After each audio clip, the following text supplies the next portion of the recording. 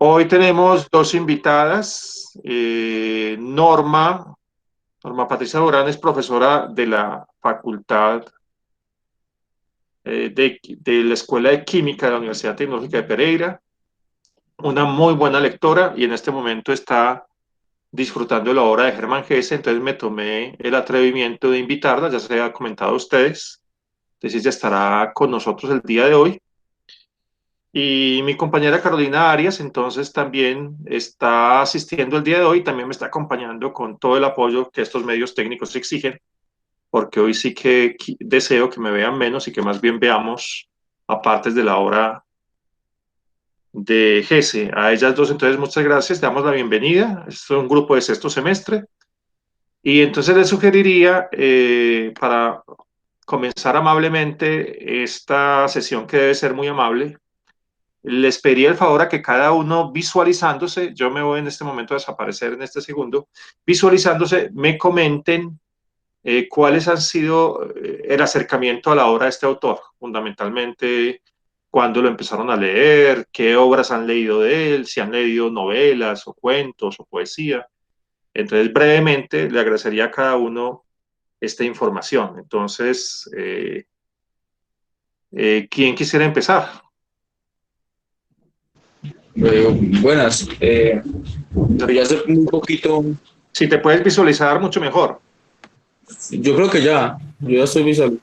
Listo, perfecto. Yo pues hace muy poco empecé con Gese, hace solo 20 días, empecé a leerlo y pues mi primer acercamiento fue con Demian y ya he leído algunas cositas de él, 7 cositas de él y en estos 20 días sí me ha sido bastante provechoso y es interesante la relación que estoy intentando hacer de Gese con Freud y con Nietzsche. Entonces es interesante pues, leerlo desde esa mirada. Ujú. Parece muy bien. ¿Y qué puedes contarnos qué otros temas? Entonces, Demian, ¿y qué otras obras? ¿Nos sugeriste la ciudad?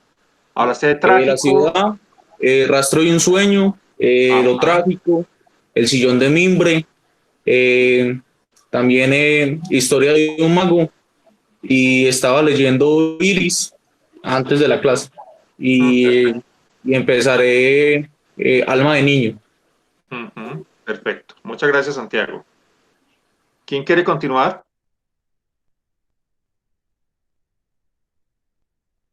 Jairo, Daniel.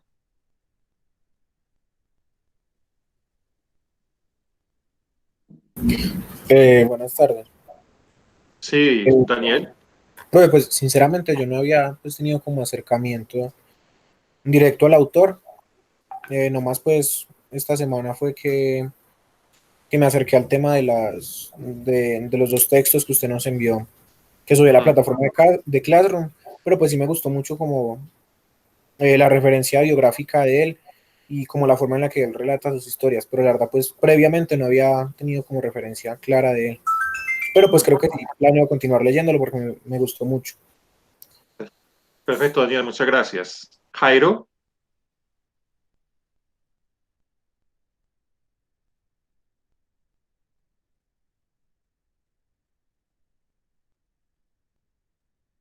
Mientras Jairo se prepara, entonces Carlos Arturo.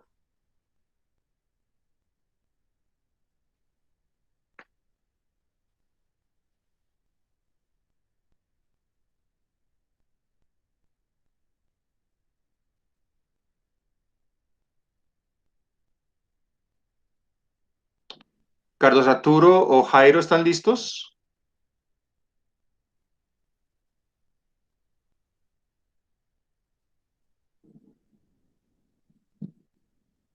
¿Me escuchan?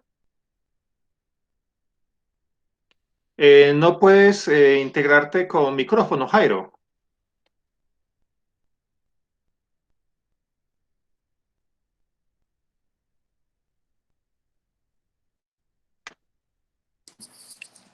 Se alcanza a escuchar aquí. Lo que pasa es que Sí, se escucha, Jairo.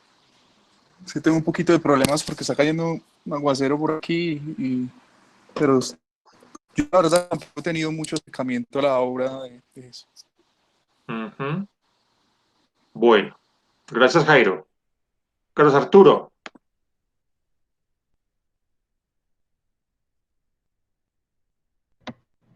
Eh, Buenas tardes.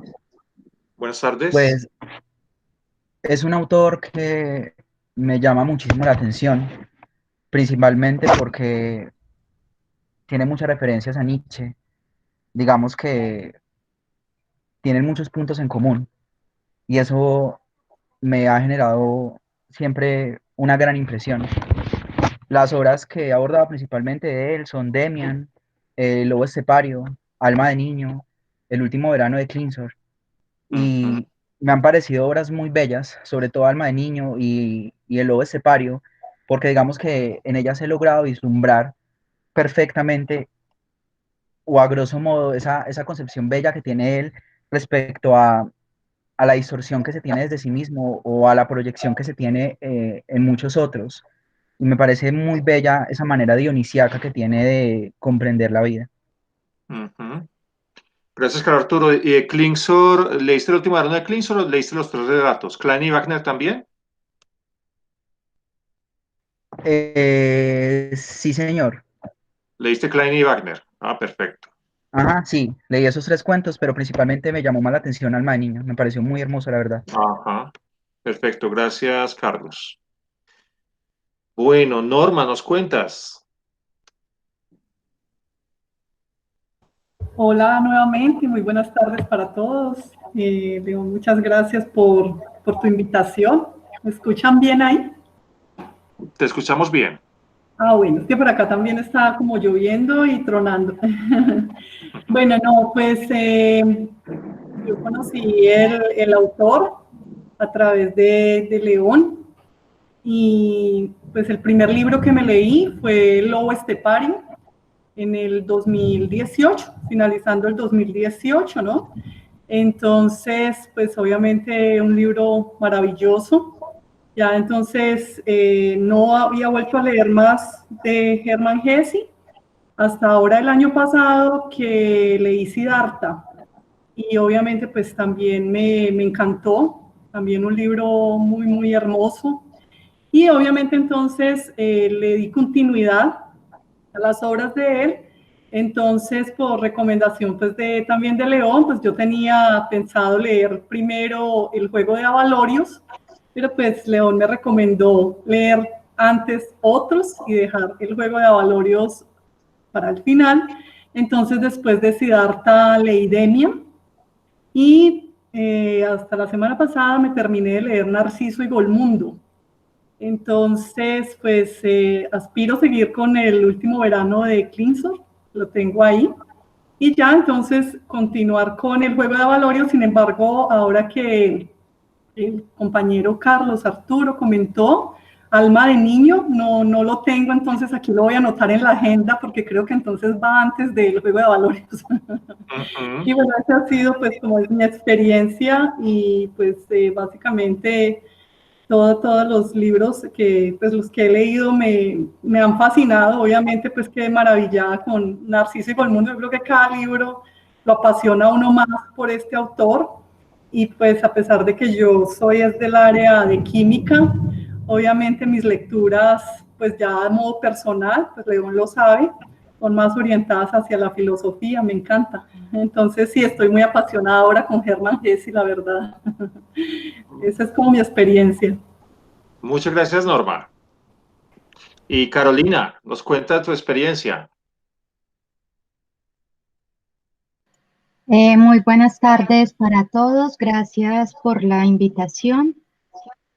Bueno, al igual que Norma, pues yo soy ajena al área de la filosofía y la literatura, pero de los primeros textos, empezando mi vida universitaria, fue por supuesto Lobo Estepario y bueno, de ahí he tenido la oportunidad de leer algunos otros libros y especialmente los cuentos de Hesse siempre son un buen refugio, sobre todo en tiempos como estos. ¿Y algún cuento que nos quieras recomendar, Carolina? Que a ti te guste especialmente.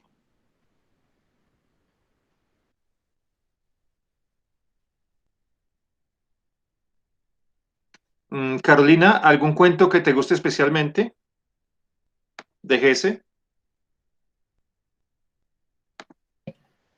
Bueno, ahora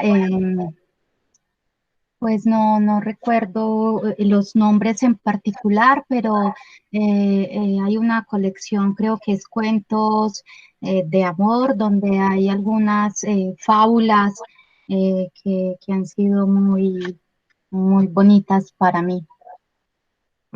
Muchas gracias, Carolina. Bien, entonces la idea es que vamos a iniciar el día de hoy entonces con esta presentación. Vamos entonces a visualizar una serie de imágenes con la cual queremos relatar y recrear el documento que fue enviado. El documento que les envié fue un documento que perfectamente entraría en diálogo con ustedes porque lo escribí a la edad de ustedes. Tenía mis 21, 22 años. Estaba terminando Filosofía y Letras y era el primer capítulo de mi tesis de pregrado. Entonces, en ese sentido, se puede decir que es un escrito de juventud. Entonces, vamos a compartir la pantalla y a partir, digamos, de las imágenes vamos a ir relatando una cronología de la vida y la obra de Hermann Hesse.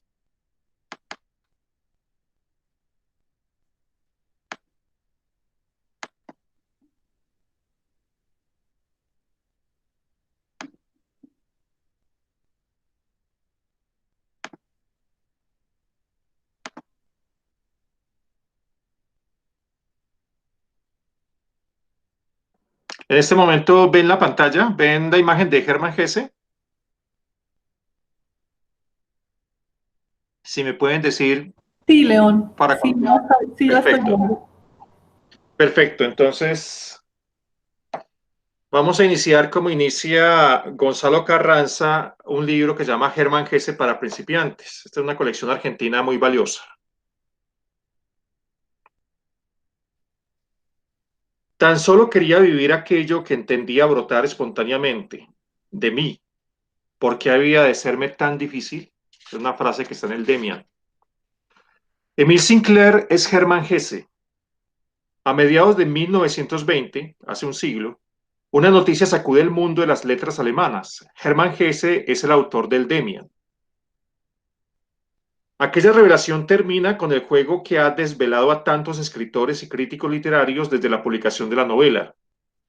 Todos querían saber quién era el misterioso Emil Sinclair o quién utilizaba su nombre. Incluso el mismo Thomas Mann, sin duda el novelista alemán más conocido de su tiempo, realizó sus propias averiguaciones. Mientras tanto, el libro agota edición tras edición. Los soldados que apenas 2 años antes han vuelto derrotados de la guerra encuentran en la novela un relato pacifista que sin embargo no oculta su simpatía por la generación que partió hacia el frente. Los jóvenes poetas descubren un escritor que es capaz de incorporar el nuevo lenguaje a las vanguardias sin renunciar a la tradición romántica alemana. Y todos creen que Miss Sinclair es uno de ellos. ¿Busca Hesse la publicidad del escándalo? Nada más lejos de sus intenciones. Simplemente ha querido decir a sus numerosos lectores que la novela significa un quiebre en su obra narrativa y que el autor de esas páginas ya no puede reconocerse en sus libros anteriores. Este es el documento al que le hacemos referencia. Bueno, Hermann Hesse nace en Calw. Calw es una pequeña región de la Selva Negra en Alemania en 1877. Es hijo de dos pietistas, dos personas con formación protestante, luterana y calvinista, que generaron en sus hijos desde pequeños una gran devoción y un rigor muy fuerte hacia los ideales religiosos. María Gundert y, y Hans Hesse son, digamos, sus padres. Ambos tuvieron una experiencia religiosa como misioneros en la India y también, como en el caso de María Hesse, tenían en sus acervo, por ejemplo, el padre de María era un famoso indólogo alemán, Hermann Gunder Hesse. Esa es la familia, digamos, nuclear. están los dos padres, perdón, Johannes Hesse y María Hesse. Aquí está su hermana mayor Adele, su hermana menor Marulla, y aquí está Hans, su hermano Hans.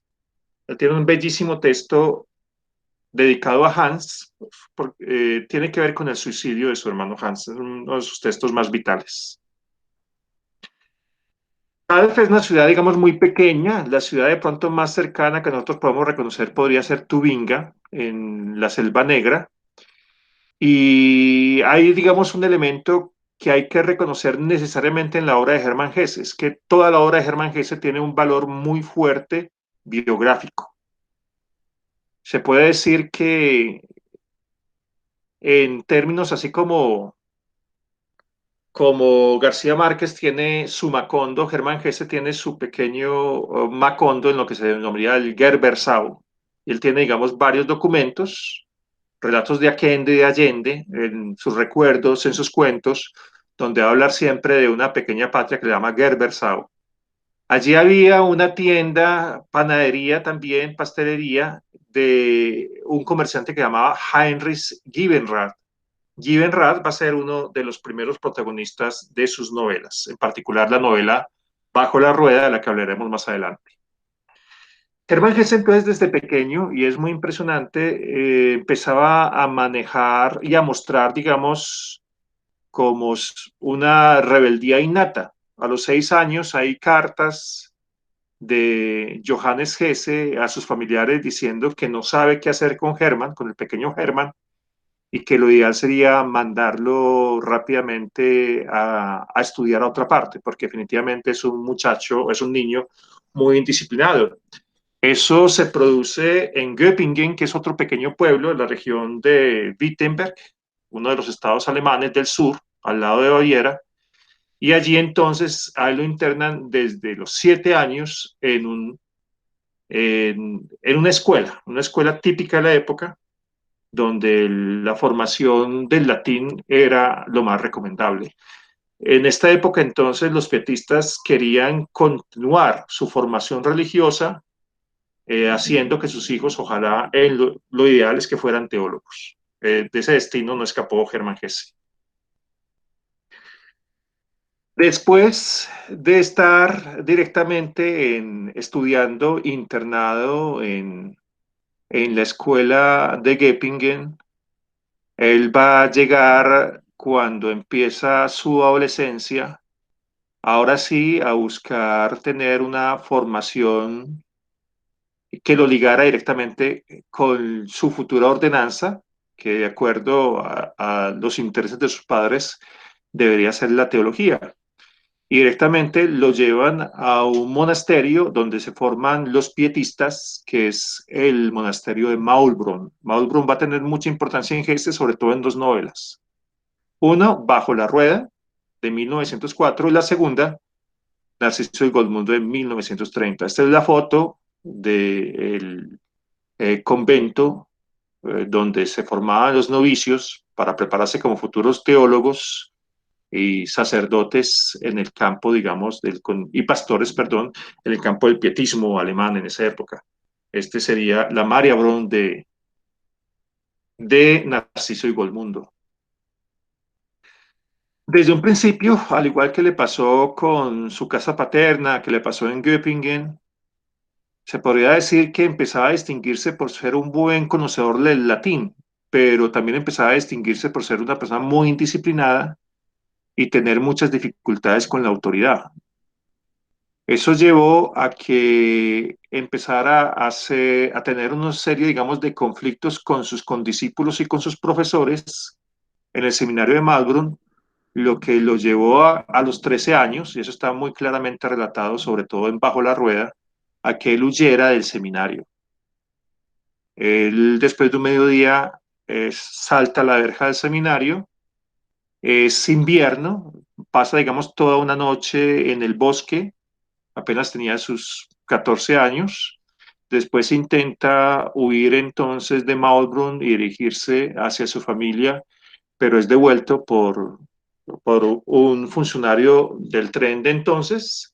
Y esta foto es la foto real lo que se denominaría, digamos, una celda que tenían los internados y los conventos en ese momento para los que se portaran mal. Él estuvo 8 horas internadas en esa celda y luego fue entonces expulsado del seminario de Maulbronn. Hermann Hesse se puede decir que a nivel académico tuvo muchas dificultades, terminó siendo un autodidacta porque finalmente él no obtuvo, digamos, un título formal. Los títulos que recibió fueron títulos honoríficos, por ejemplo, él tuvo por la Universidad de Berna, eh, fue, eh, él, le fue otorgado el título honorífico de doctor en filosofía, pero él nunca tuvo un título, inclusive no está claro si terminó el bachillerato. Aquí hay un manuscrito de su propia letra que se llama Der Karza, que se llamaría, digamos, la celda monacal. Esto llevó a que Hesse, y cuando uno lee Bajo la Rueda, cuando uno lee Alma Infantil, cuando uno lee el Demian, uno se va a encontrar en que allí entre otras de sus obras, hay, digamos, un reflejo directamente de estos primeros años juveniles con todos sus problemas. Cuando regresa, entonces, en ese momento existía, digamos, también un interés, no solamente de su familia, sino de su comunidad en general, del pequeño pueblo de Calp en la Selva Negra, de que pudiera él ascender a ser formado como teólogo, y para eso había tenido la oportunidad de iniciar estudios en Maulbronn, lo que haría que un, entre comillas, campesino, un muy pequeño pueblo, pudiera llegar, digamos, a unas instancias muy elevadas en términos de la formación religiosa luterana y calvinista. Sin embargo, cuando él es echado, digamos, del seminario de Maulbronn, lo que va a acontecer es que va a generar, digamos, un gran desconcierto a su comunidad. Llega, empieza a tener oficios varios, desde relojero hasta asistente en un taller de mecánica. Por eso el nombre de esa novela tan importante en Hesse, para relatar, digamos, si ustedes quieren leer, digamos, toda la crítica de Hermann Hesse a la educación, está Bajo la Rueda, sobre todo a la formación, digamos, escolar. Y eso llevó entonces a que Hermann Hesse fuera una persona que tuviera, digamos, una disciplina muy difícil, generando una gran preocupación, llegara como una persona muy, entre comillas, frustrante para el tipo de sociedad, y que en algún momento entonces, ante su indisciplina permanente de no durar en diferentes oficios, de relojero, la despensa de un almacén, como mecánico, entonces fuera llevado finalmente a una escuela, se podría decir un internado de jóvenes difíciles. Para eso fue llevado a Bad Boll, un pequeño pueblo también de la zona de Wittenberg. Allí estuvo solamente presente 15 días, y porque era como una especie de correccional. ¿Y cuál, digamos, era lo impresionante de esa escuela de Bad Boll? Que quién lo dirigía, un sacerdote que se llamaba Christian Blurhardt, eh, pensaba que los errores de las personas que llegaban allí, de los jóvenes que llegaban allí, eran debido a su falta religiosa. Inclusive, digamos, tenía tanto fanatismo que pensaba que se debía hacer exorcismos. Cuando Hermann Hesse se dio cuenta de eso, de nuevo, pensó en huir de Bad Boll, y algún día sale y regresa con un revólver. Y en ese momento, cuando se dan cuenta de que él regresa con un revólver, piensan que se va a suicidar. Se comunica Blumhardt con su familia, dicen, ya no podemos más con él, por favor encárguense ustedes. Y lo que hace la familia es llevarlo a Stettin. Esta es la imagen de Stettin. ¿Y Stettin qué era? Era una sana de curación para personas con retrasos mentales. Por eso en el documento de Gonzalo Carranza aparece esta, esta, este, entre comillas, este dibujo de la situación que vivió Hess en ese momento. Esa, sin embargo, no recuerda mal esa instancia. Él estuvo recluido entre 4 y 5 meses en ese sector. Hizo, digamos, un trabajo, entre comillas, social, de ayudar a aprender a escribir a varios de sus compañeros y, de pronto a profundizar algo que fue muy notable en la vida de Hermann Hesse, que fue su constante introspección que marcó su obra. Finalmente sale de Stettin y llega, gracias a los contactos que tenía el padre, estamos hablando ya cuando él está entre 18 y 19 años, a una librería en la ciudad de Tübingen, que la ciudad de Tübingen es una ciudad, digamos, muy importante en Alemania porque es uno de los centros del romanticismo alemán.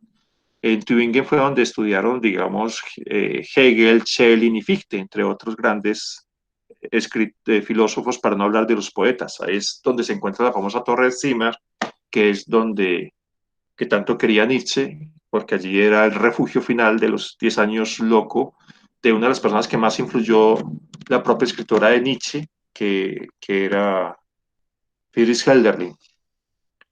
Allí recuerda entonces Hermann Hesse que en esta biblioteca de la Heckenhauer, que era también un anticuario, fue donde empezó realmente a tomar verdadera devoción por la literatura. Si bien en su casa familiar existía, digamos, todo un contacto permanente con los libros, aquí es directamente donde encuentra, digamos, refugio, sobre todo en dos de sus autores alemanes que lo marcaron en su juventud.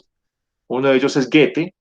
A Goethe le envidiaba mucho y le admiraba mucho su forma de escribir, esa, sus consejos sobre un proceso de formación de un intelectual superior, eh, ese interés por tener eh, devociones desde las ciencias naturales hasta las ciencias del espíritu y las ciencias sociales y en particular la literatura y la poesía. Y en Nietzsche encontraba, digamos, una devoción muy fuerte por el concepto de voluntad de poder. Y en ese sentido, él consideraba que esa voluntad de poder no iba tan ligada desde el darwinismo social, a pesar que hay unos seres más fuertes que los débiles y que eso genera, digamos, una aristocracia social debido, digamos, a la fuerza de los más competentes, sino era más en términos de una repulsa a cualquier tipo de autoridad y a la defensa permanente hacia los valores del individuo. Ese fue un tema que se puede encontrar directamente una relación entre Hesse y el filósofo de Recken. Estamos mirando sus 20 años, ese sería Hesse si estuviera con nosotros a los 20 años, imaginen que en este momento todos tenemos 20 años, sería más o menos así, y en la época en que él ya había escrito, a los 19 años escribió un libro de poesía que no tuvo, digamos, mayor resonancia. Una de las personas a las que le envió el manuscrito fue Rainer Maria Rilke, el poeta, y Rainer Maria Rilke le dijo que, que ese documento apenas si intentaba bordear la literatura, pero que no tenía, digamos, ningún valor poético. Después él sí empieza a escribir una obra que se va a llamar Hermann Laucher, que se puede decir que es su primer intento de una novela. Y aquí es muy importante ubicarnos entonces en este tema que lo tenemos que considerar mucho para el día martes, porque miremos, ya empieza a darse cuenta de un perfil autobiográfico en sus futuras creaciones. Hermann tiene que ver con el nombre de pila, Hermann Hesse. Laucher en alemán es como el sustantivo, un verbo que es no oír, sino escuchar. Y este texto tiene que ver mucho, digamos, con el despertar, con la escucha de las necesidades espirituales frente a los riesgos que le coloca los caminos estrechos de la realidad. Se puede decir que Hermann Laucher, digamos, es un documento de juventud que ya empieza, digamos, a demarcar buena parte de lo que será su obra, porque es el primer antecedente donde podemos encontrar que hay un interés de escribir autobiográficamente un personaje. En Petar Kamensit lo podemos reconocer mejor. Petar Kamensit es una novela de 1902, si no estoy mal, y es perdón, 1904. Es una novela, recuerden que él nació en 1877, y fue una novela que tuvo mucho éxito, llegó a 50 ediciones. Y esta novela se puede decir que empezó a darlo a conocer como un joven escritor alemán. Y a nivel material le posibilitó, digamos, salir de su pequeña comarca, empezar, digamos, a salir de esa pequeña comarca de Kahl, Göppingen y Tübingen, y ya dirigirse de pronto a otro tipo, digamos, de escenarios. Sin embargo, Hermann Hesse, como adusto individualista, que fue durante toda su vida, él tomó refugio cerca entre la frontera alemana con la frontera suiza y se refugió cerca del lago de Constanza, en una región que se llama Gaienhofen, y allí empezó de pronto a escribir sus principales obras reconocidas en ese momento. Petar Kamenz es de la historia de un joven que quiere ser escritor. Está muy presente temas neorrománticos. Se puede decir que aquí está muy influenciado por un escritor suizo que se llama Gottfried Keller, y es una novela donde motivos románticos como la exuberancia en la naturaleza, como la nostalgia frente a un mundo que cada día más se pierde, frente a la necesidad de realización espiritual del individuo y frente, digamos, a la impotencia que genera, digamos, ese tipo de ambiciones, está reflejando muchos de los motivos de los héroes románticos, que se puede decir que eran héroes muy antimodernos. Aquí esta es la foto de María Bernoulli. María Bernoulli en 1904, entonces él tiene un éxito con Peter Kamensit. Ese éxito se va a ver, digamos, más recompensado también con la novela Bajo la Rueda. Fue escrita 8 años después de haber estado en el taller de mecánica. Muestra entonces la novela Bajo la Rueda todo ese tránsito infortunado por el seminario de Maulbronn cuando llega y ya no es el edil de la parroquia, el futuro teólogo, sino simplemente un ayudante de mecánico. Pero ya en Bajo la Rueda vuelve a repetir algo que estaba muy presente en el Hermann Lauschar. Hay una contrafigura, que esto es un tema, en este tema es el que nos queremos centrar para el día martes. Por primera vez aparece en la obra de Hesse una contrafigura. Por una parte, entonces está Hans Gibenrath. Hans Gibenrath era ese muchacho que iba a ser el teólogo de un pequeño pueblo, iba a ser exitoso, pero que termina yendo a trabajar bajo la rueda. Pero mientras tuvo esa formación en el seminario, tuvo una contrafigura que era un poeta imposible que terminó huyendo, digamos, de ese internado religioso, y que finalmente Hans Gibenrath no sabe qué pasó con él. Hans Gibenrath muere en un lago. En un invierno pisa una pequeña patina de hielo, no sabía que era un gran lago, y ahí perece Hans Gibenrath. Pero esta figura del poeta imposible, que era, digamos, su gran amigo, se llamaba Hermann Heiner. Entonces aquí aparece Hermann Lauscher, y aquí ya aparece Hermann Heiner.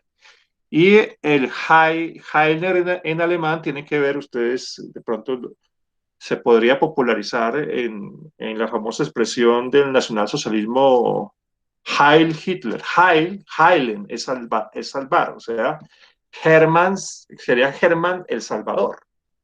Y ese Hermann el Salvador, lo que lo salva es su afición por la poesía, ¿sí? Y lo incorregible en términos de autoridad.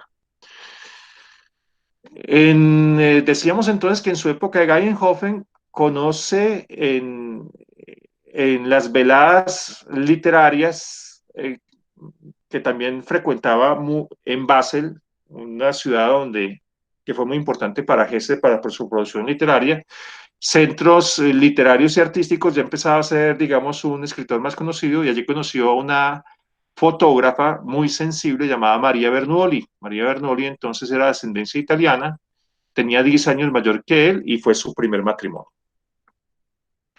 Germán Hesse tuvo tres hijos con María Bernoulli, tres hijos hombres, Bruno, Heiner y Martin. Este es Bruno. Y estas imágenes van a ser muy importantes porque van a hablar de un rompimiento que se va a expresar en una de sus primeras novelas de ese periodo, que en el documento llamábamos ese primer periodo que tiene que ver con la llamada a ser poeta. Germán Hesse empezaba a distinguirse entonces en su época porque se podría decir que se tomaba unas libertades que no eran común en esas épocas. Estamos hablando de 1910, 1911, hizo un viaje hacia el sur de Italia, por los cantones italianos de Suiza en su primer momento, y después en 1911 hace un viaje a la India, y él llega de pronto con modas que no eran muy habituales en el mundo occidental en esa época. Estamos hablando de la primera década del siglo XX, modas como el nudismo. Se afilia a un club de nudistas relacionado en Ascona, País Vasco, y vegetariano además. Entonces ahí tienen a Hesse al desnudo. Pero también no era tan puritano porque le encantaba demasiado el vino alsaciano fundamentalmente. Esta es la imagen de con quienes parte hacia la llamada del sur, su destino hacia el sur, en lo que fue su viaje que tomó desde Génova al lejano oriente, en el que estuvo él transitando durante un año largo. Aquí está uno de sus principales amigos, que es un pintor, Sturzenegger, que ese es el que aparece allí de boina y de bigote, que es el personaje que inspira el Klingsor, del último verano de Klingsor. Este es Klingsor, Sturzenegger, uno de los principales amigos de Hesse, que también le pinta varios de sus retratos más conocidos. Aquí hay imágenes de sus propias fotografías en su estancia en Penang, en Singapur, en la India. Y esta es la imagen que nos recuerda entonces el drama que vio con María Bernoulli y con su último hijo, Martín. Él escribe una novela que se llama Rosalde. María Bernoulli era una persona muy frágil, muy sensible. Y en ese momento, estamos hablando más allá, después de 1912, 1913, son los comienzos de lo que va a ser una gran guerra mundial. En ese momento, Alemania tenía, digamos, un gran problema. Alemania no era un imperio, no era un imperio como Gran Bretaña o como Francia, donde se pudiera decir tuviera colonias, y en ese momento Alemania no tenía acceso a materias primas. Y fuera de eso, Alemania tenía, digamos, uno de los más poderosos partidos socialistas. Tanto así que cuando termina la guerra, tres grandes ciudades, München, Stuttgart y Colonia, finalmente son manejadas por organizaciones obreras socialistas. Eso tiene que ver mucho con el push de Hitler en Múnich, que es lo que explica un poco también el origen del nacionalsocialismo. Todas esas situaciones, con el temperamento melancólico de María, genera una psicopatía, un nerviosismo permanente de su esposa frente a lo que podía suceder con sus hijos, una sobreprotección enfermiza que lleva a que Hesse finalmente termine separándose de María Bernoulli. Hesse también entra en plena guerra mundial, plena guerra mundial, digamos, a una crisis depresiva muy fuerte. Y Hesse, en primer lugar, fue tratado por un discípulo de Jung que se llamaba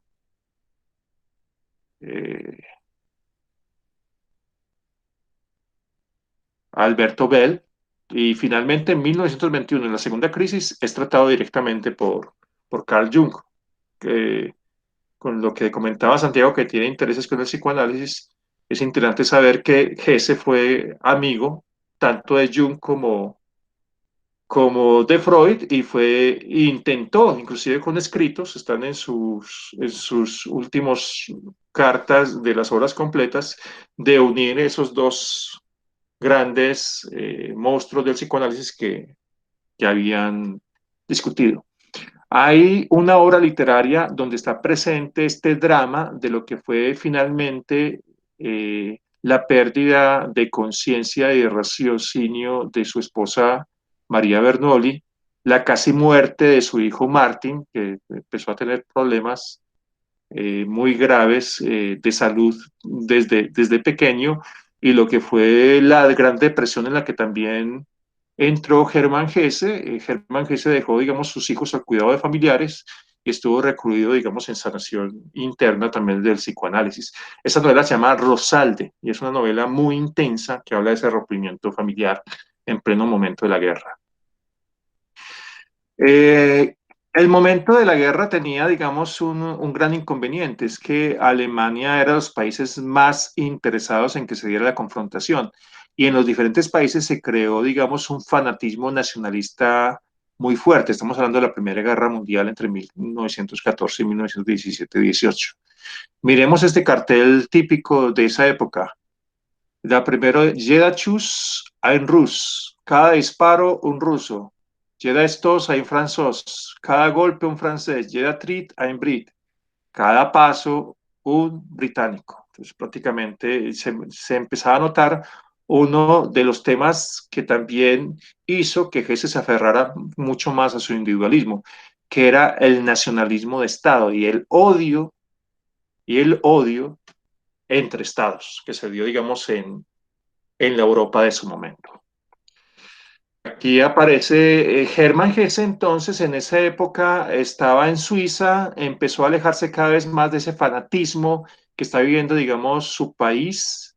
Escribe un texto que se llama Señores, ese tono no, y a partir de ese escrito, Señores, ese tono no, un pequeño artículo, él es definido como un traidor a la patria, como un enemigo de la tierra alemana.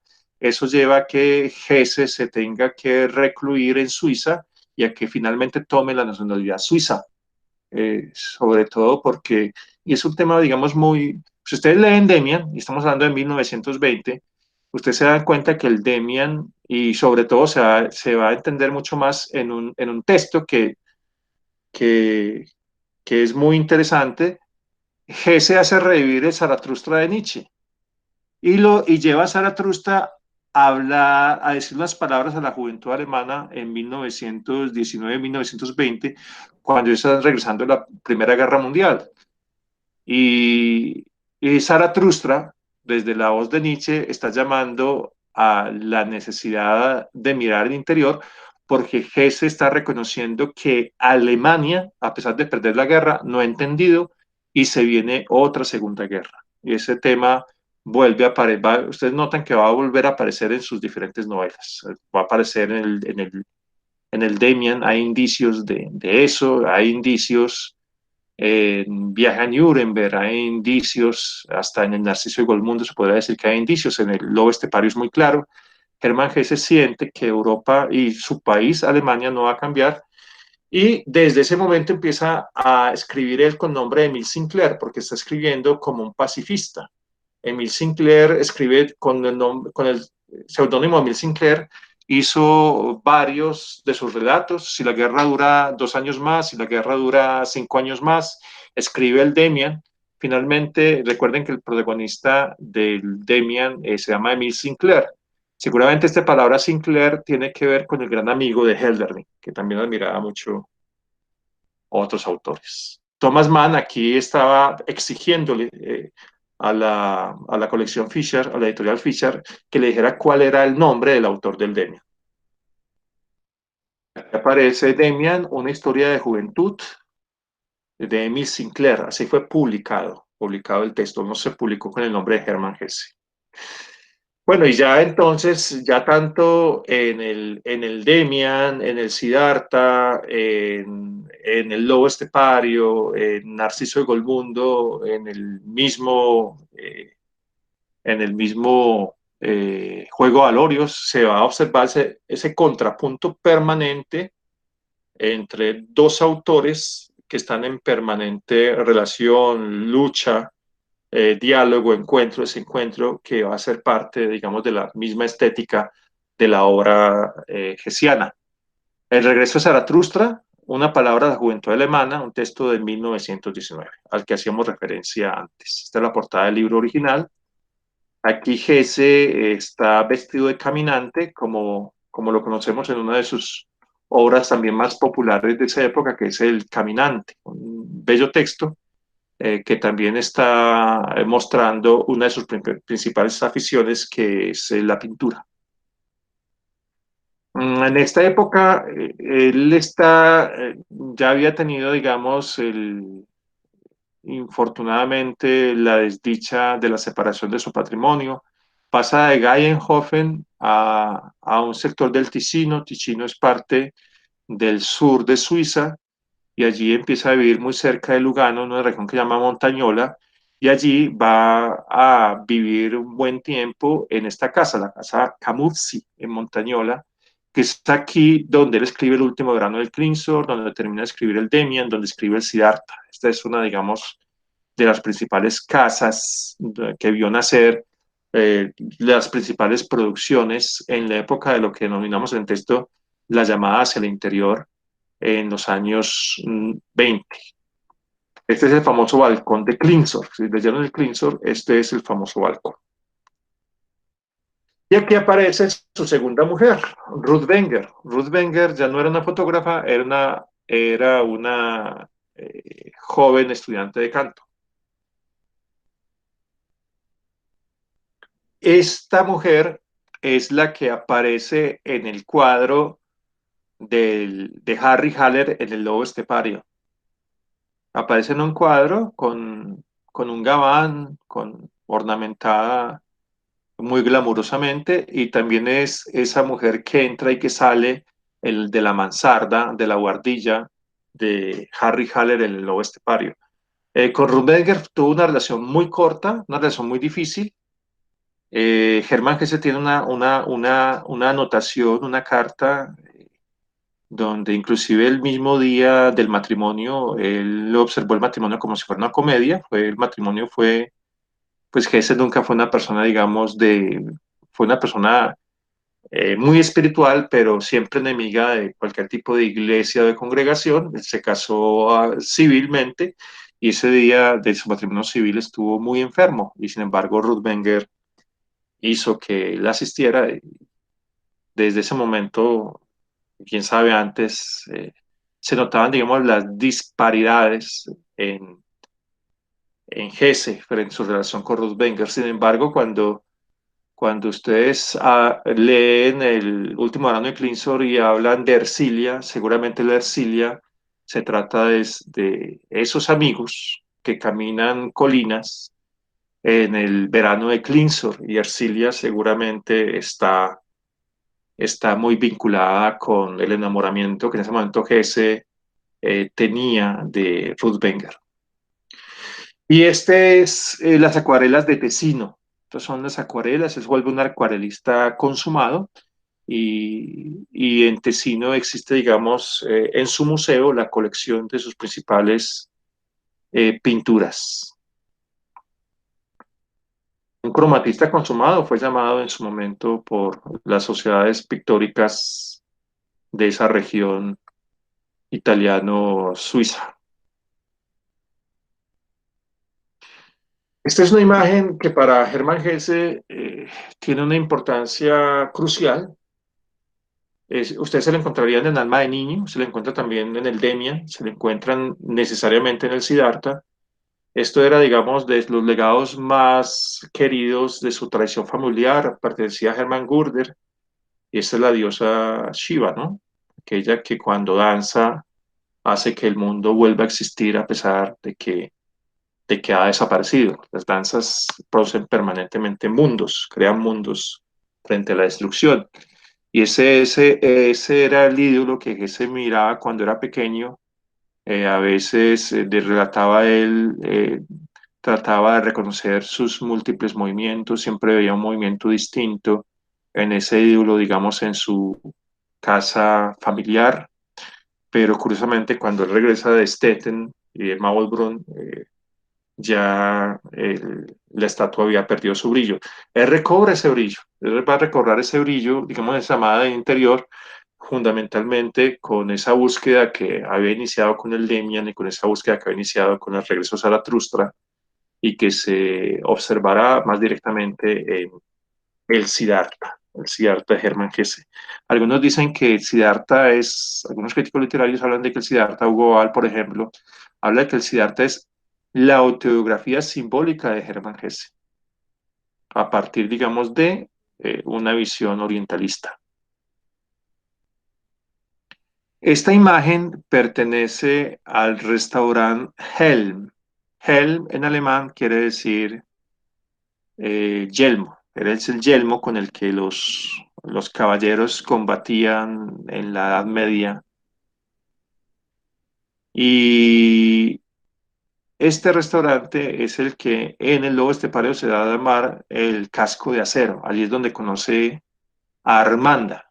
De eso les hablaré, porque aquí hubo un problema de traducción muy serio que sirve para velar y develar lo que puede ser la verdadera naturaleza de ese personaje femenino en el lobo estepario, de lo que vamos a hablar el día martes. Hoy no queremos adelantarnos como a los temas de fondo, hoy queremos hablar, digamos, de un contexto muy general. Estamos ubicados en Basel. El lobo estepario fue escrito sobre todo en Zurich y en Basel, dos ciudades suizas. Aquí tenemos el casco de acero donde Harry Hader iba a tomar sus famosos vinos alsacianos. Aquí está el comienzo del Tratado del Lobo Estepario. Había una vez un hombre llamado Harry, que también se hacía llamar el lobo de la estepa. Tenía dos piernas, llevaba vestido, sabía que era un hombre, pero propiamente, más que un hombre, era un lobo de la estepa. Había aprendido muchas cosas de los hombres y había aprendido muchas cosas del buen entendimiento. Y era reconocido como un hombre inteligente. Pero lo que no había aprendido era estar feliz consigo mismo. Y allí empieza, digamos, todo el lobo estepario. El martes lo vamos a escuchar directamente de un actor inglés que le da, digamos, todo el carácter escénico, digamos, a este pequeño libro, que es uno, digamos, de los trozos más importantes de la producción literaria de Hermann Hesse. Esta es un pequeño brochir, esto es una pequeña publicidad donde se mostraba cuando él estaba allí en Basel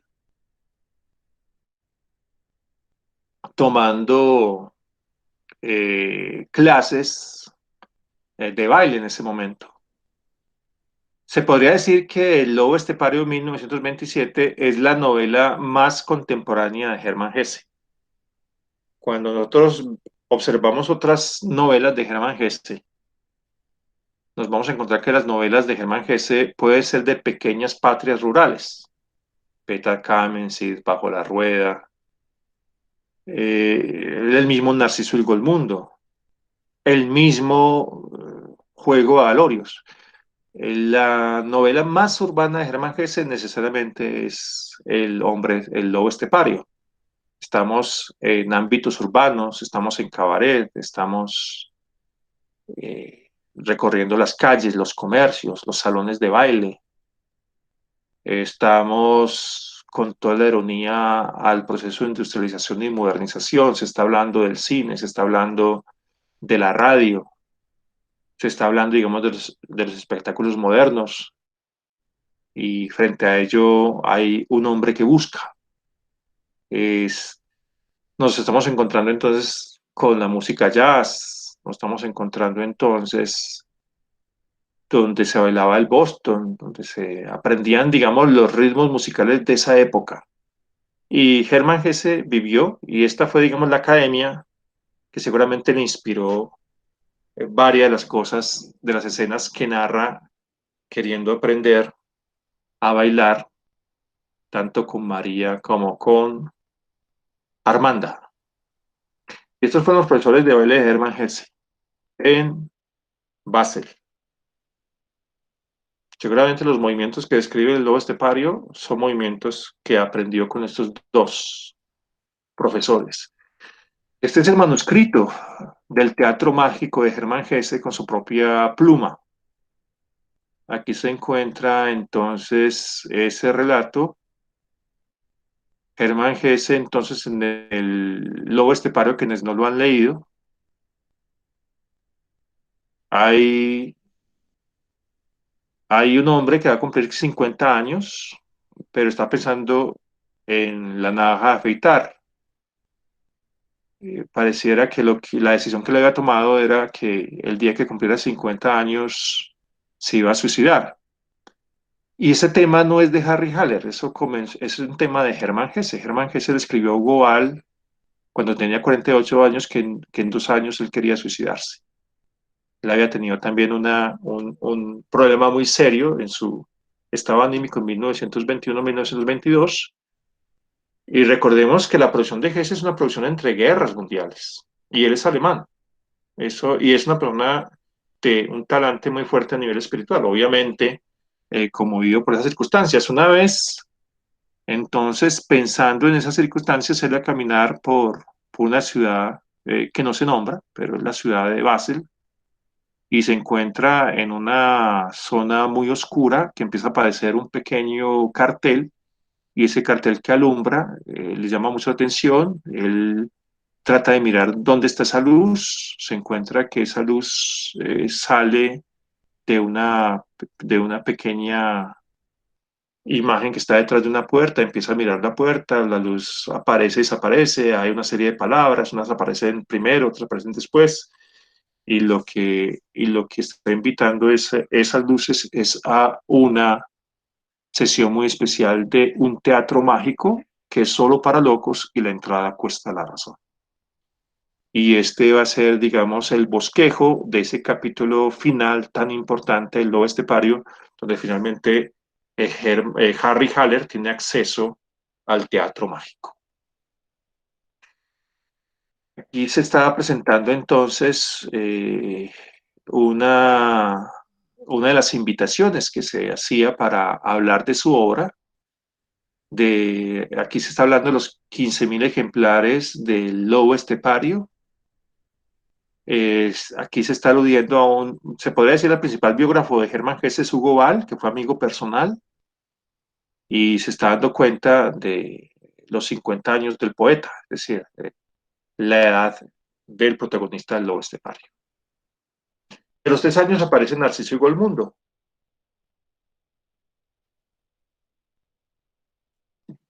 Una cosa entonces es el clima, entre comillas, expresionista, eh, que está muy presente en el Lobo Estepario con temáticas muy modernas.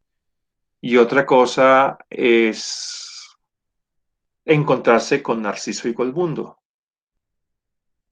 Quienes han leído la obra, entonces recordarán que allí se puede decir que es la única obra de Hermann Hesse donde ese contrapunto entre dos personajes está presente en su título, Narciso y Golmundo. Golmundo recuerda a un santo que se llama el Santo Crisóstomo en latín, que quiere decir boca de oro. Mund es labio o es pico, gold es oro. Golmundo era un, eh, un joven que podría llamar labios de oro, boca de oro o pico de oro. Narciso era entonces, ahí está un dibujo de Maulbrunn, de la foto que les mostraba anteriormente, digamos al fondo.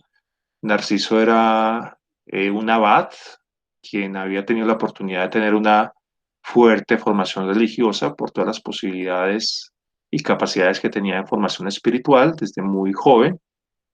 Golmundo, al contrario, era un artista vagabundo.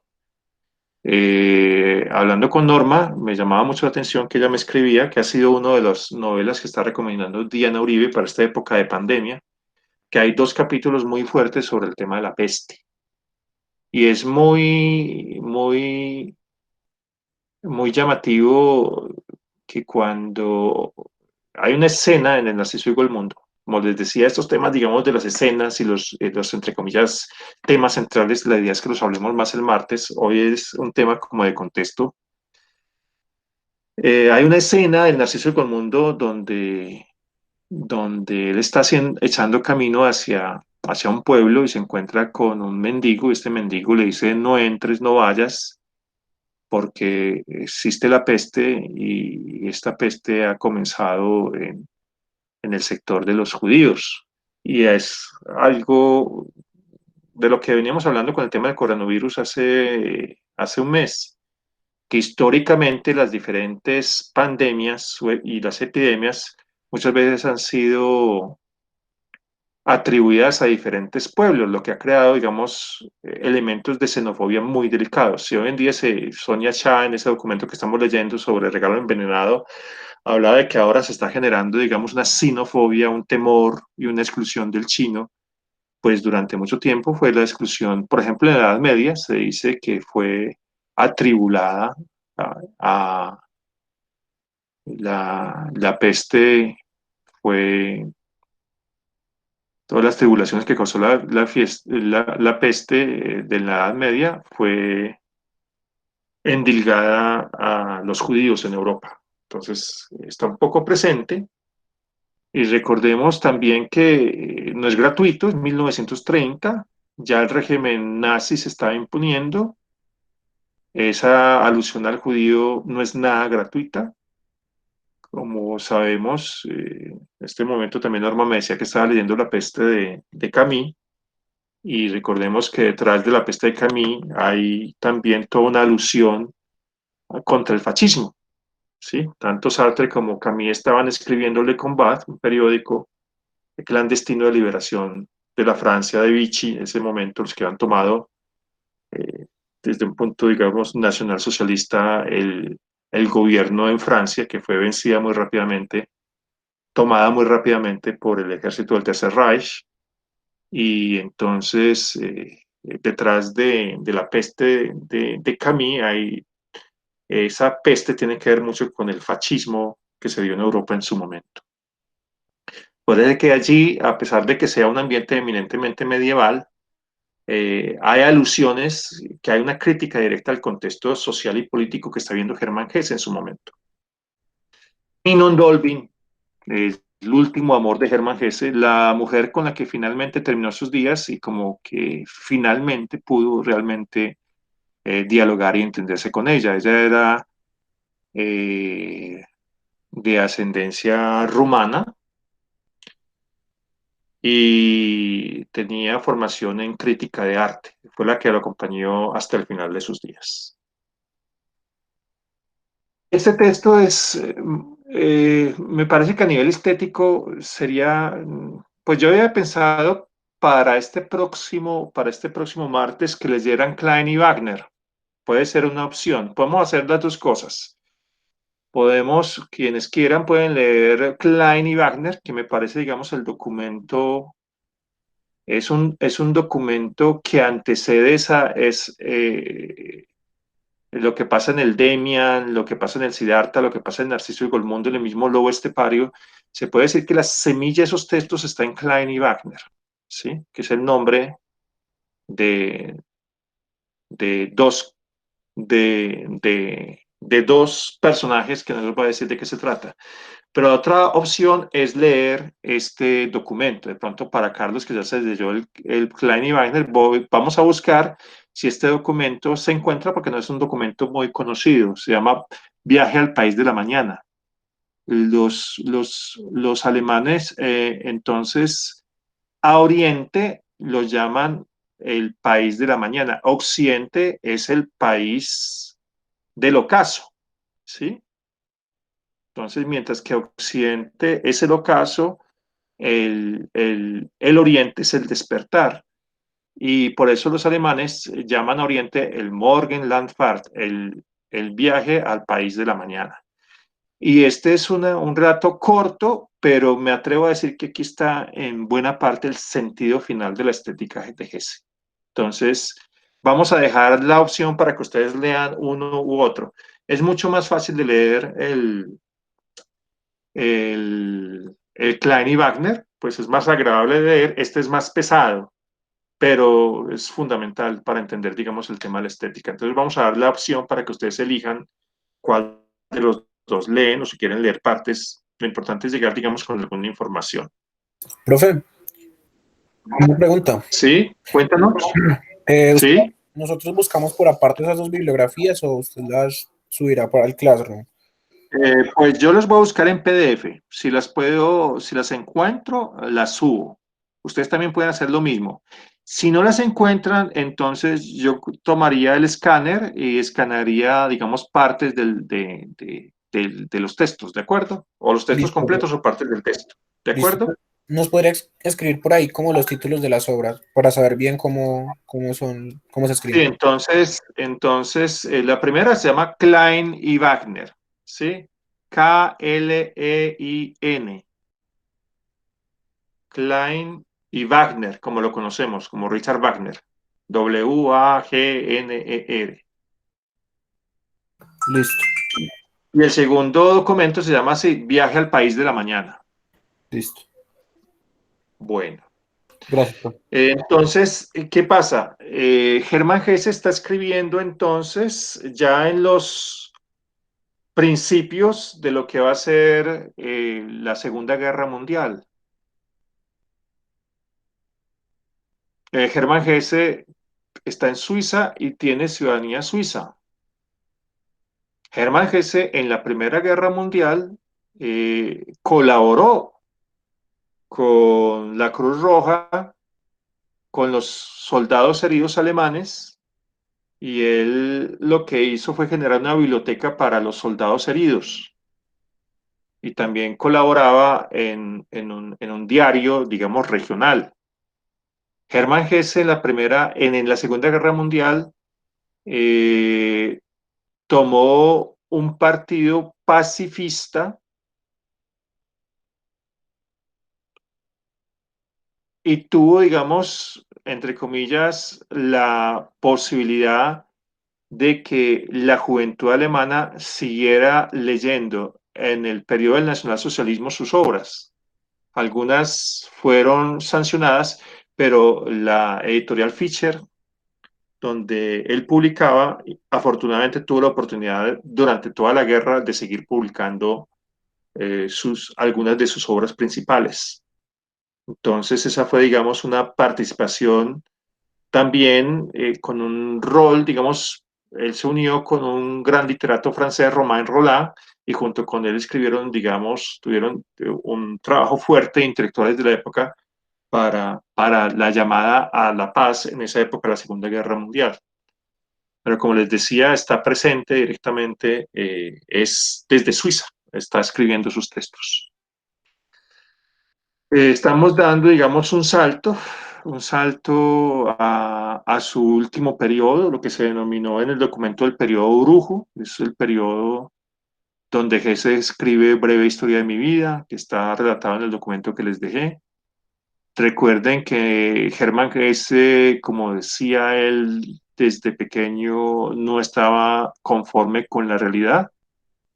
La realidad es lo único que no puede aceptar un artista, no puede aceptar un poeta, y la mejor forma de atenuar la realidad es mostrar que somos más fuertes que ella.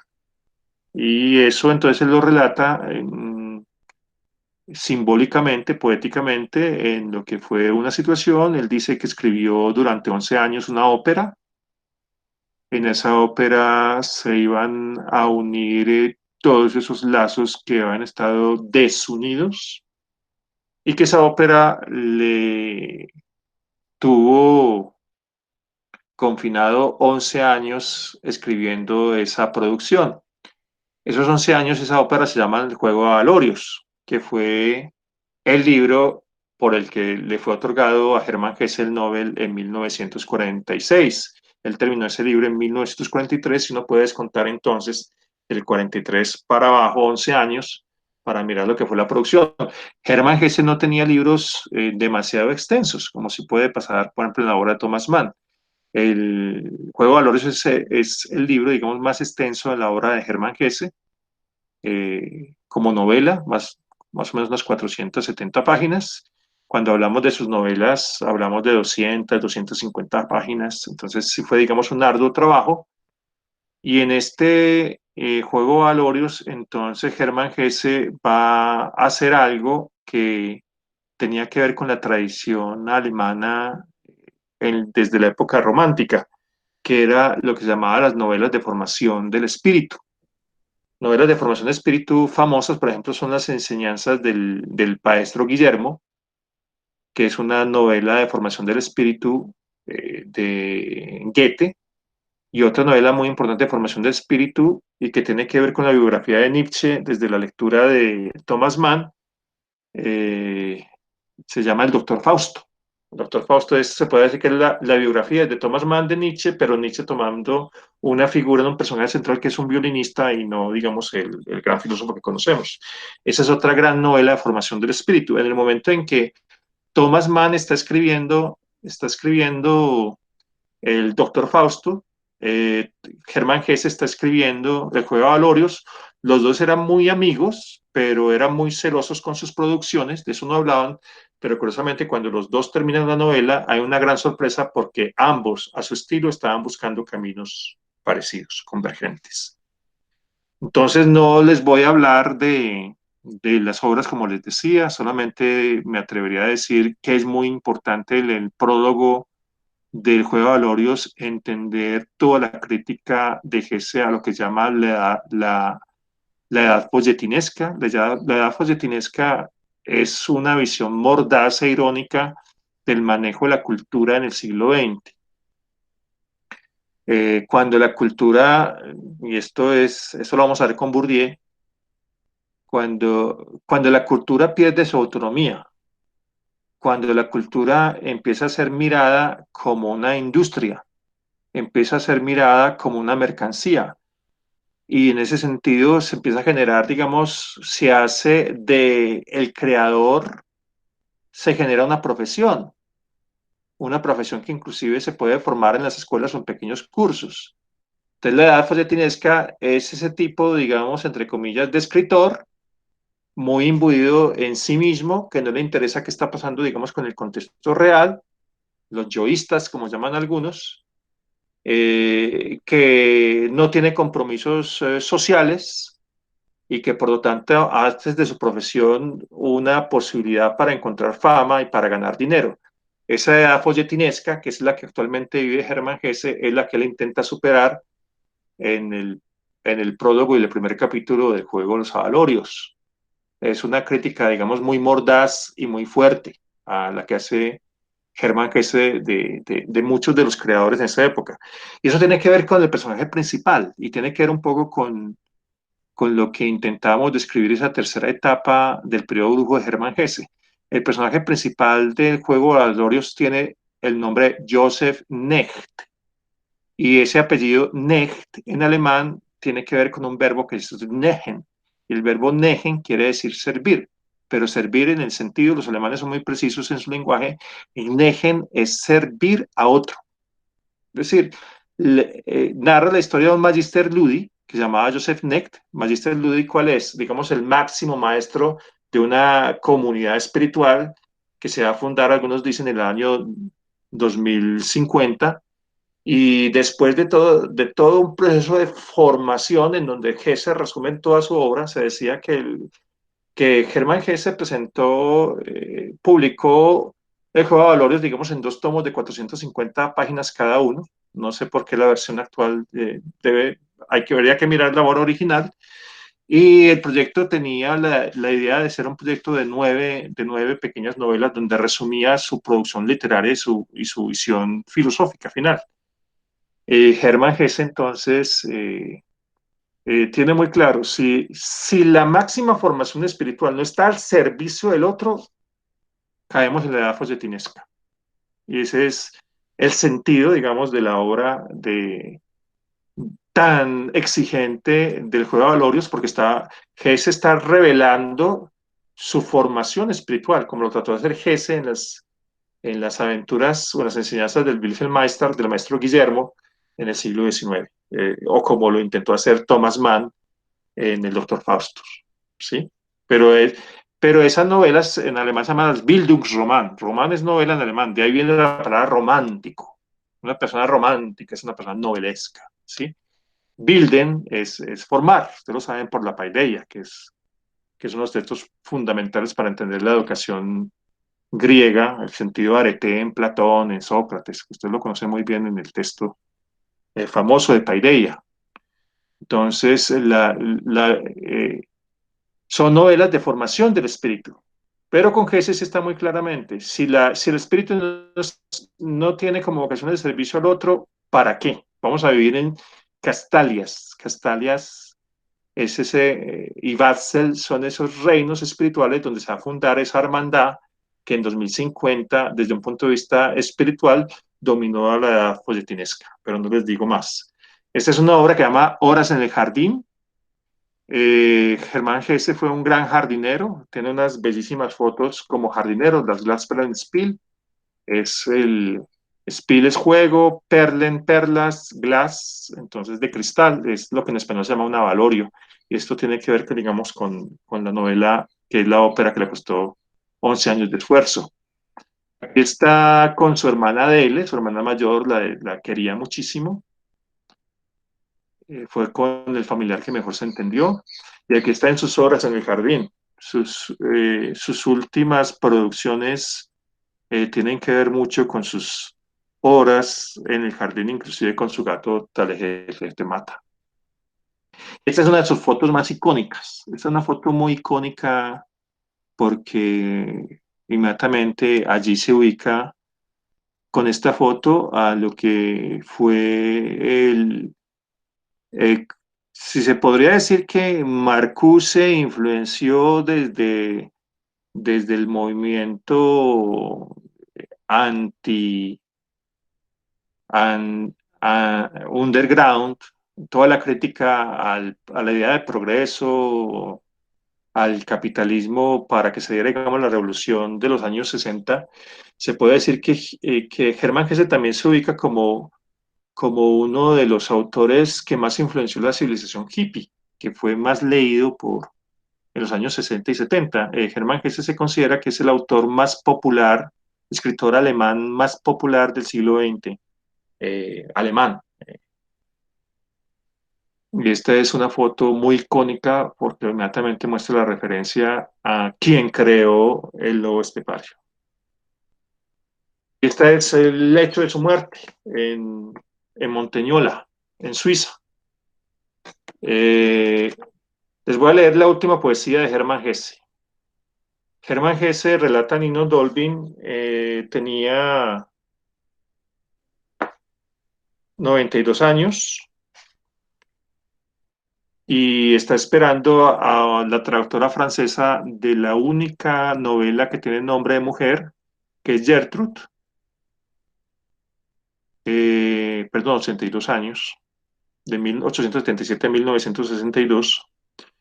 Y en ese momento ya entra, conversan de Camus, de Sartre, dice esta testigo, la obra de los novelistas franceses. Ella se va, él queda tratando de bosquejar una poesía y se queda con el libro Las Confesiones de San Agustín. Él muere finalmente de no se los voy a decir porque como estamos en el periodo mágico, simplemente les voy a decir que él huyó cuando fue encarcelado por perseguir mujeres jóvenes, huyó de la cárcel a partir de una pintura que él hizo en un tren fantástico. Finalmente, él deseaba, con esa breve historia de mi vida que escribió como cuando tenía más o menos 50 años, intentó entonces determinar cuál iba a ser el futuro. Lo único que vamos a decir es su última poesía. La última poesía de Germán Gese se dice de la siguiente manera. Una rama en astillas quebrada, colgando año tras año. Seca cruje su canción al viento, sin hojas, sin corteza. Pálida, amarillenta para una larga vida, para una larga muerte fatigada. Duro suena y tenaz su canto. Suena obstinado, suena secretamente amedrentado. Todavía un verano, todavía un invierno más. Esa traductora francesa dice que encontró al otro día con Inon Dolbin esa poesía manchada un poco de sangre de sus últimas tos. Y finalmente entonces el 8 de agosto de 1962 él muere en Montañola. Aquí hay algunas de las fotos de sus textos que han sido traducidos en muchísimos idiomas en el mundo y en particular a mí me sorprende que sea uno de los autores que todavía sigue encantando la juventud, aunque Gese era muy reacio, por ejemplo, con el lobo estepario, a él le gustaba mucho que los jóvenes leyéramos el lobo estepario. Él siempre decía, no, hay que esperar a los 50 años para tratar de entender el lobo estepario, porque es un libro que escribí para tratar de entender qué pasaba a los 50 años. Sin embargo, así es la recepción de las obras literarias, a veces, y eso está muy presente en el viaje a Oriente. La obra termina trascendiendo el autor. Bueno, dejaría ahí y la idea es entonces que conversemos en torno a esta presentación y algunos de los temas que pueden servir como de preámbulo para la sesión del día martes.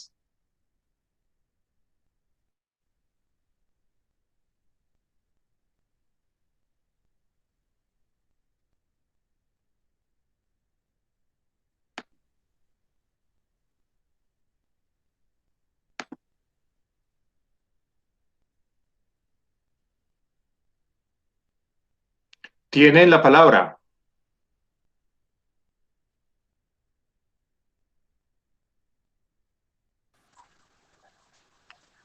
¿Sí me escuchan ahí? Sí. Sí, te escuchamos. No, muy buena introducción, tanto en el texto como la que acabo de dar. Es muy interesante eso y es muy cierto.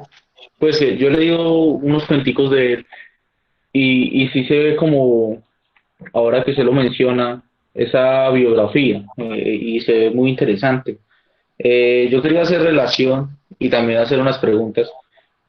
Si Hesse se basa en un escritor suizo y en el sillón de mimbre, este pintor se basa en un holandés, eso también es eh, como en parte de su vida. Mm, pues hay que mirar que... ¿Sí me escuchan bien? Sí. Gese tuvo muchas influencias, ¿sí? Y se puede decir que él no reniega de sus influencias. Hermann Hesse inclusive él dice que era un autor que no le incomodaba que lo llamaran de neorromántico, porque en su época, en la época que le tocó escribir su literatura, pues ya no estaba presente el romanticismo alemán con toda la fuerza del siglo XVIII y XIX, pero sí estaba presente lo que podría llamarse, digamos, autores que escribían en alemán y que tenían, digamos, intereses de separarse del romanticismo. Uno de ellos es un autor que Hesse admira mucho, que es Franz Kafka. Franz Kafka no podría ser llamado un autor romántico son contemporáneos, pero Hermann Hesse sí tiene, digamos, ese ribete de ser un autor donde el romanticismo es muy válido. Sin embargo, Hermann Hesse, también por la época que le tocó vivir, es un autor que las estéticas expresionistas, surrealistas también lo marcan.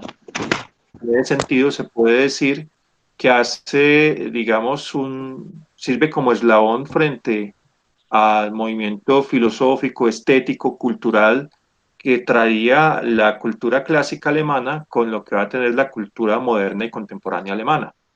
Sin embargo, él lo dice y tampoco le genera dificultades decirlo, que él no buscó ser un autor, entre comillas, experimental en su forma de escribir. En su forma de escribir nos vamos a encontrar un autor donde el mundo interior es supremamente importante, donde la descripción y la sensación frente al mundo natural es demasiado importante para entender los movimientos de los sentidos y del alma de sus principales autores y para, entre comillas, seducir y buscar también en el autor se pueda sumir de pronto en esos paisajes interiores que el escritor busca frente a grandes preguntas y grandes problemas que no son solamente de este escritor. Entonces, Hermann Hesse tiene muchas influencias, solamente se podría decir que en cuanto a este romántico suizo, Gottfried Keller está muy presente en las primeras producciones, sobre todo en el Peter Kamenz.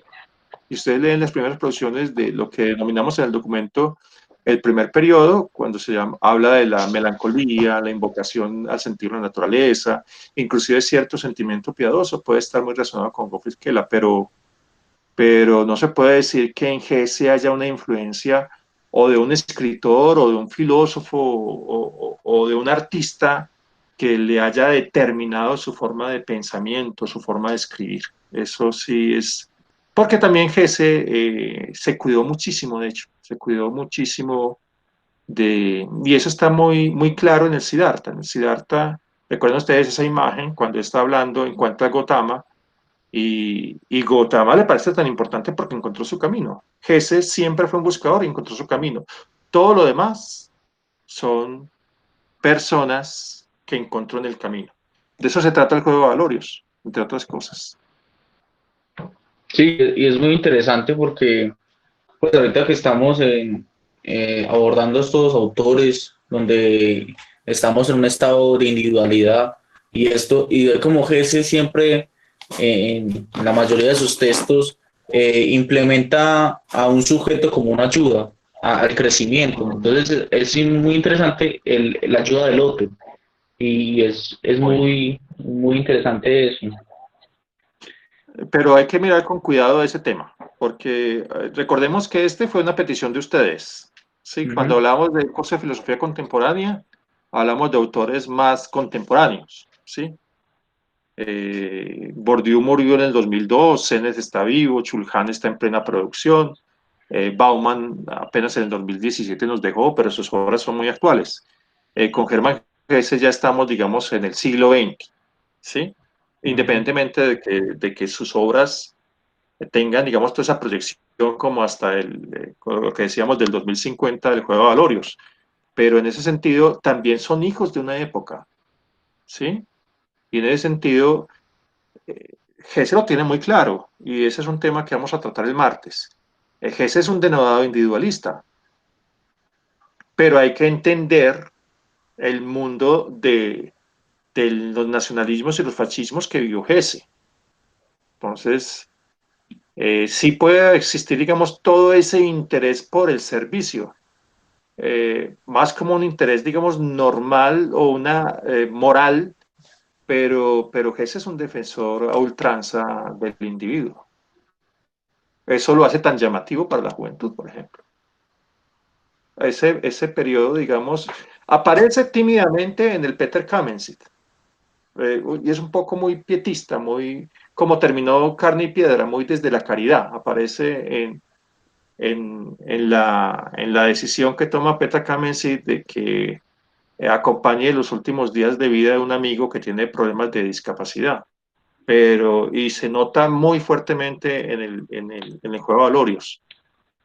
Pero lo que no quiero, lo que quiero decir es no que él no esté, el sentido último de su madurez intelectual es el servicio, sí, pero él siempre está dando un servicio donde el individuo nunca desaparece. Es un denodado individualista, pero no individualista económico, bueno, como el neoliberalismo, es un individualista en el sentido en que cada uno de nosotros tiene la responsabilidad de encontrar su camino, y ese camino es indelegable y no se lo puede dar nadie. Entonces, por eso en GESE los autores son compañías en el camino, pero uno no podría decir, por eso de pronto intentamos señalar que si bien existen contactos en la obra de GESE con, con artistas, con filósofos, con psicólogos, etcétera, él se molestaría mucho si lo fuéramos a leer desde uno solo de ellos. Seguramente se molestaría demasiado. Entonces, por eso tomemos como sus influencias siempre de manera relativa. Sí. Pues, Y Cortázar, ay, Cortázar, si usted ha escuchado lo que ha dicho Cortázar del Demian. eso has oído, que Cortázar fue muy tajante y una crítica muy fea, pues desde mi mirada me parece que no es muy Sí, pero correcta. Y, hay que preguntar por qué lo hacen los escritores, ¿no? y sí, no, y me parece chistoso que Cortázar haga esa crítica y dice que ese solo plantea al Demian como ese camino para llegar al más allá, cuando él no ha leído las otras obras, donde en las otras obras también se ve ese sentido espiritual. Entonces yo digo que la crítica de Cortázar no tiene mucho fundamento, se nota que no lo estudió. Sí, como en toda crítica, ¿no? Primero, toda crítica exige conocer muy bien de qué se trata para poder pesar el valor de la crítica, ¿no? Bien, en este momento no tengo muy fresca la silla de Mimbre, entonces no te puedo contestar la otra parte, no la recuerdo mucho, la verdad. Sí recuerdo lo de la ciudad y trágico, lo tengo claro, pero la silla de Mimbre en este momento no la recuerdo. No, Recordemos que la obra de Germán Gese, perdón, son cuatro tomos de Aguilar y son más o menos unas 5.000 páginas. Entonces, el único género que no cultivó Germán Gese fue el género del teatro. Comenzó una obra teatral que era sobre Casanova, pero no la terminó. Pero el resto, todas las otras formas literarias las cultivó, pero es demasiado, y escribió muchísimos cuentos. Bueno, ¿quién más? ¿Qué otros comentarios podríamos hacer? Preguntas, percepciones. Profe, ¿Y Carlos? eh, pues yo simplemente quería hacer un comentario de algo que usted mencionó durante la exposición, que me pareció bellísimo y que yo sí noto muy plasmado en la obra de Hesse, y es esa concepción tan bonita que tiene la poesía, de la literatura como tal, como algo que permite escapar a la realidad, porque de alguna manera él sentía que este no era su mundo, que esta no era su realidad, y a través de la poesía, a través de la creación de mundos, digamos que podría sobrellevar un poco más la existencia. Y digamos que eso lo vemos muy plasmado también en un libro que yo me leí, Gertrudis. ¿Te Es muy leíste bonito. Gertrudis? Sí, señor. ¿Te gustó? Sí, me gustó mucho, la verdad. Sobre todo Ujú, porque hay una parte donde se ve específicamente como esa concepción entre el bien y el mal. Digamos que el personaje central estaba pasando por una crisis muy depresiva y decidió buscar un camino para encontrar la felicidad. Y ujú, al final, digamos que se da cuenta que la felicidad tiene que estar enlazada necesariamente con el sufrimiento y lo relaciona con la armonía musical. Digamos que estas dos fuerzas deben ujú, contraponerse constantemente y ese era el sustento de su existencia. Y ujú. digamos que eso me permite hacer una relación muy bella con una bellísima escritora argentina, Alejandra Pizarnik, porque digamos Ujú. que ella tiene igualmente esa misma concepción. Lo único que le permitió sobrellevar su existencia, al menos hasta ese punto donde decidió suicidarse, fue precisamente la poesía, porque ella también sentía que este no era su mundo, que esta no era su realidad, que no se adaptaba a ello, y que podía crear a través de la poesía y de la escritura ese mundo fantástico al que ella siempre aspiraba. Muy bonito eso. Sí, a mí, bueno que toques el tema porque una anécdota personal, cuando yo estaba estudiando filosofía y letras, me di cuenta que le estoy dando más por las letras que por la filosofía, después me di cuenta de eso. Y en algún momento, recuerdo muy bien, estaba yo a mediodía en la Universidad de Caldas, así de la edad de ustedes, un poquito menos creo yo, por ahí 19 años, pero mi nariz era muy grande ya en esa época. Y resultó que llegaron unas jóvenes estudiantes de psicología, ¿no? Que puedo hacer una encuesta. Y yo, pues sí, claro. Y me preguntaron que si yo había pensado en suicidarme. Yo nunca había contemplado ese tema, independientemente del temperamento o de los angustias existenciales que uno tenga en la adolescencia. Bueno, nunca había contemplado ese tema. Sin embargo, ese tema me quedó en la cabeza un tiempo, ¿sí? Un tiempo me quedó en la cabeza, bueno, no sé, ese tema del suicidio, ¿y eso por qué? Cuando leí El lobo estepario de Germán Hesse, decía una frase muy sencilla en el Tratado del Lobo Estepario: es mejor dejarse vencer por la vida que por la propia mano. Y esa frase fue completamente sanadora. Y sobre todo que Germán Hesse tiene algo, Germán Hesse no lo dice de manera rosa. Cuando Carlos habla de que hay ese polo de felicidad y sufrimiento, de alegría y sufrimiento, la biografía de Germán Hesse es de un alto sufrimiento, pero también su obra muestra cómo se trasciende ese sufrimiento. Eso es, yo creo que eso es lo que hace que se lea con tanta avidez una obra como la de Germán Hesse. Es en el momento en que John Edier, que creo que lo vi por ahí ya, afortunadamente, aunque está grabado John Edier, si no está, ahí quedará grabado para enviártelo. En el momento que John Edier hizo la sugerencia me pareció muy especial porque yo creo que Germán Hesse es un autor para tiempos de pandemia, porque es un autor reivindicante permanentemente de la vida.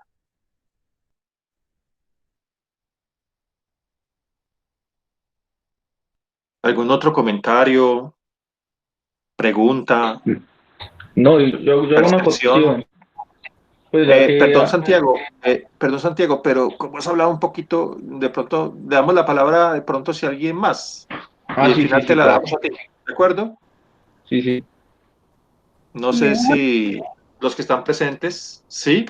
León, pues yo quería hacer como un pequeño comentario, porque como ya Sí, ahorita a las 6 tengo clase, ajá, entonces pues ahí me disculpo con los compañeros que son propiamente del curso, solamente que pues con base en algo que, en todo lo que tú comentaste, que fue muy, muy bueno, que me gustó muchísimo, pues tú sabes que yo estas lecturas pues las hago ya, pues más bien para mí es a modo lúdico, ¿no? Que no soy del área de filosofía.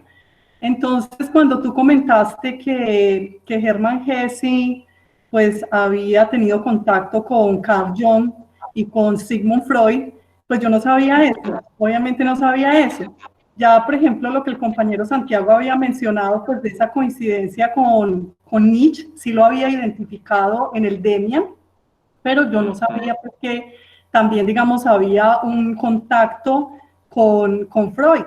Y me gustó mucho porque cuando yo leí Siddhartha, no sé si puedo leer un pequeño pedazo, es claro. pequeñito, pero entonces de pronto lo leo un poco frenadito porque tú sabes que mi versión de Siddhartha está en portugués, entonces lo voy a leer en español. Pero entonces recordé que cuando yo leí El malestar en la cultura de Sigmund Freud, una frase que a mí me gustó muchísimo y era que él escribe ahí en El malestar de la cultura: para poder llegar a ser hay que haber sido. Y a mí siempre me encanta esa frase y resulta que cuando leo Siddhartha, entonces leo este parrafito que para mí tiene una coincidencia pues como con eso, y ahora que tú lo mencionaste, pues ya entonces cobra más sentido para mí. Y entonces dice aquí: era necesario que yo viviera así por largos años, sacrificando mi espíritu, olvidándome del arte de pensar, olvidándome de la unidad. ¿No parece, de hecho, que caminando por estas estradas, bueno, por estos caminos sinuosos, me transformara de un hombre a un niño y de un filósofo a un tonto. Y todavía creo que esos desvíos me hicieron un gran bien. Entonces, claro, obviamente con esa frase que yo leía tanto en El malestar de la cultura, para poder llegar a ser hay que haber sido, obviamente ahora cobra tanto sentido para mí también esa coincidencia aquí en el Siddhartha, de que efectivamente para muchas veces llegar a ser hay que haber recorrido otros caminos, como él lo menciona acá, sinuosos, o sea, algunos desvíos, ¿no? En la vida. Y luego, obviamente, todo eso es lo que nos construye. Era eso, básicamente. No, muchas gracias, Norma, por la alusión. Me parece muy importante para el día martes también, porque hay un tema la idea es confrontarlo el día martes, porque la idea es confrontar temas de filosofía contemporánea y en diálogos con las ciencias sociales y humanas. Y un tema que en GESE se genera entre comillas, un contrapunteo muy interesante, es que GESE logra poner en reunión dos temas muy fuertes de la historia, digamos, de la filosofía y las ciencias y las humanidades, que es, por un lado, el romanticismo, donde el romanticismo hay un valor del encuentro de la divinidad dentro de sí, que es muy presente en poetas y en los filósofos alemanes. Pero por otra parte, en el psicoanálisis nos está diciendo que allí dentro de sí no hay ninguna divinidad. Lo que existe, lo que existe es un eros, un tánatos, unos espectros, unos inconscientes, unos arquetipos en términos de Jung, unos monstruos. Y, por ejemplo, en Rilke se notaba muy claramente. Rilke era muy crítico al psicoanálisis desde ese punto de vista. Pero Hesse logra reunir y logra convocar y logra hacer literatura ese contrapunteo entre el psicoanálisis y el romanticismo, los dos hablando del alma. Entonces, va a ser muy interesante en la alusión que haces, porque Hesse también lo llevó literariamente, ese tipo de problemas, lo llevó, por ejemplo, en el Demian es muy claro, en el Siddhartha es muy claro, en el Lobo Estepario, es el lema de Dante donde se dice, para conquistarse a sí mismo hay que atravesar su propio infierno. Correcto, correcto. Entonces, y eso está literariamente muy bien expresado en esos contrapunteos de personajes que los vamos a ver en Hesse. Muchas gracias, León, Norma. no, a ti muy amable, y yo aprovecho aquí pues para despedirme de todos y agradecerte a ti por la invitación, y pues también entonces estaré el martes. Yo tengo Perfecto. clases ya en unos minuticos, entonces para comenzar a preparar mis cosas para recibir mis estudiantes. Entonces, a todos muchísimas gracias, y a ti, León, también. Un abrazo y bueno, espero entonces también poder participar el martes de la semana siguiente. Bueno, muchas gracias, Norma, que te vaya muy bien en clase. Bueno, gracias, hasta luego a todos. Hasta luego. Bueno, ¿algún otro comentario? Antes de darle la palabra a Santiago, que le había pedido. Sí, John Eider. ¿A qué horas te pudiste conectar? No, como media hora después. Ah, bueno, pero ahí queda la grabación y te la vamos a enviar completa, ¿de acuerdo? Excelente. Yo tengo una pregunta a la hora de los sectarios. Pero que después de la iglesia de Harry Haller en el arte mágico, se puede interpretar como una manera como esto, con el contacto de todo, con el psicoanálisis. Un poco extraña ese.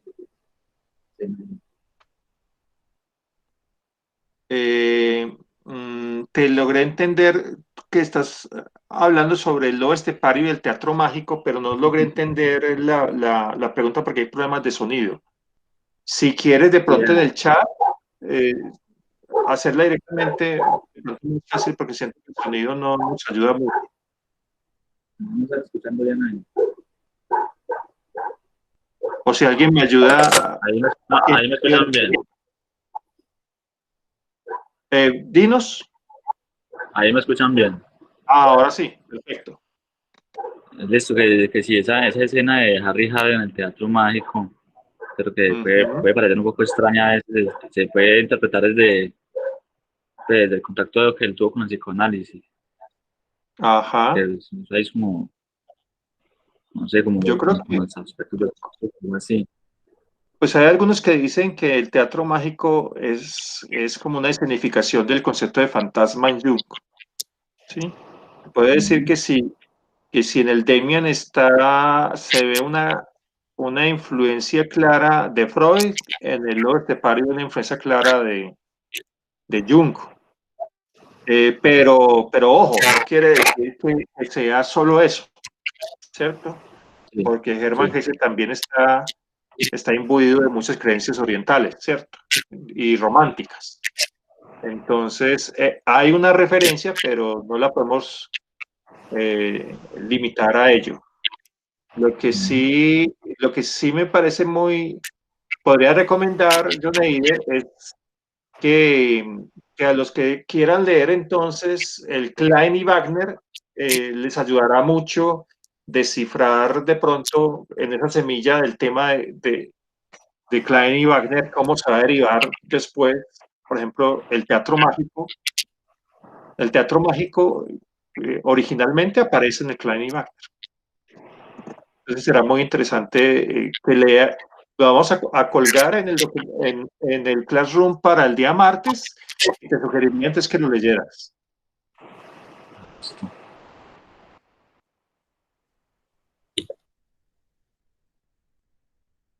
Bueno, muchas gracias, Eider. ¿Alguien más? Santiago, cuéntanos lo que ibas a comentar.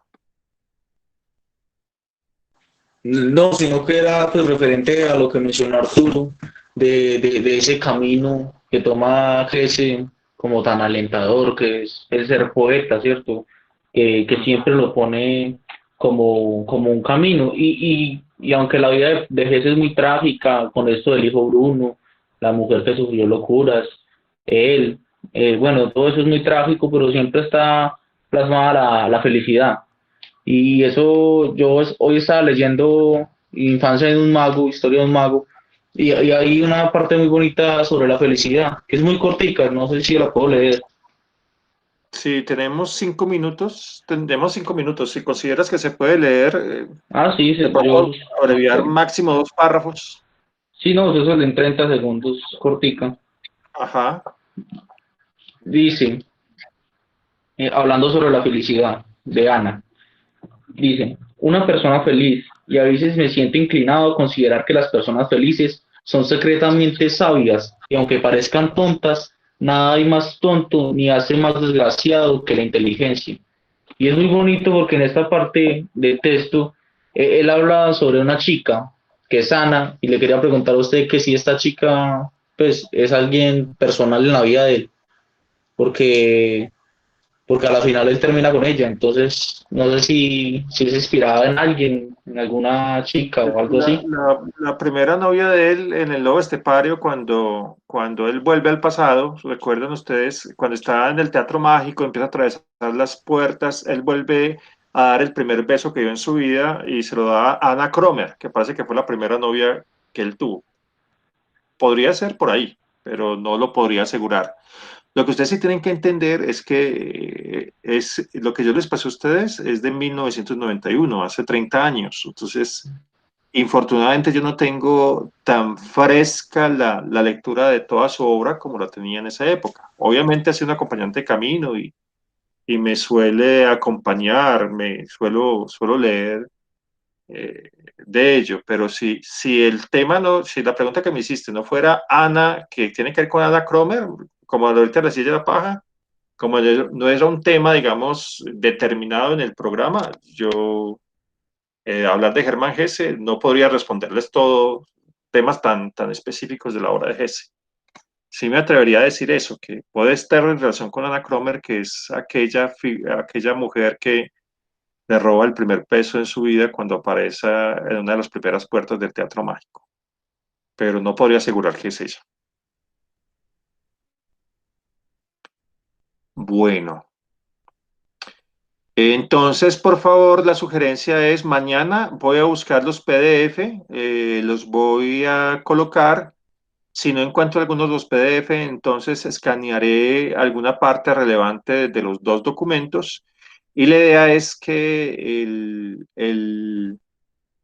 el día martes vamos a hablar ya directamente sobre el tema de la estética que surge en la obra de Germán Hesse. ¿De acuerdo? Entonces, si no es más, entonces muchísimas gracias por la compañía y nos vemos entonces el día martes de 4 a 6 de la tarde.